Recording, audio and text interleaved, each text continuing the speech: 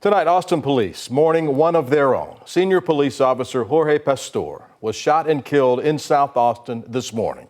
He leaves behind his wife, 2 stepsons, parents, and 2 sisters. The suspect in that shooting was also killed, and there were also 2 apparent victims of the suspect who were found dead at the scene.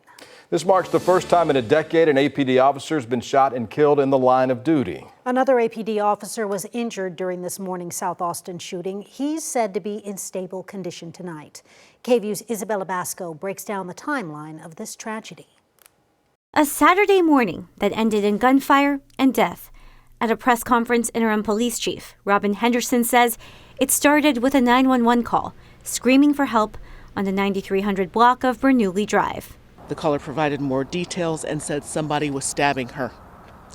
At approximately 2:57 a.m., the first officers arrived on scene wearing Austin Police Department uniforms and responding in a patrol capacity to a shooting, stabbing, hotshot call. Officers were notified. 2 people were injured inside the home with the suspect, with a 3rd victim able to escape from the residence. At approximately 3 a.m., officers made emergency forced entry into the residence to rescue the 2 victims. Before officers made entry, they announced themselves and identified themselves as Austin police officers. At 3:01 a.m., as the officers entered, they were fired upon by the suspect. Officers backed out of the home, not returning fire. A few minutes later, SWAT officers were called out to the scene, and people living nearby evacuated their homes.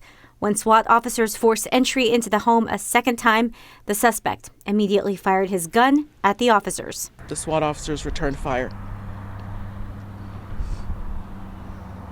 At approximately 4:15 a.m., during the exchange of gunfire, information was provided over the radio that 2 officers were shot. 2 officers were transported to a hospital. One of them did not survive. The suspect also dead after the confrontation with police, and the 2 hostages were also found dead inside the home.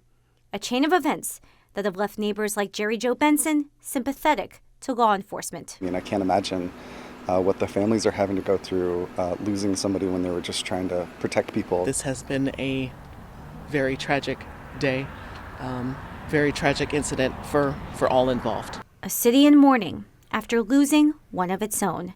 In Austin, Isabella Basco for KVUE News.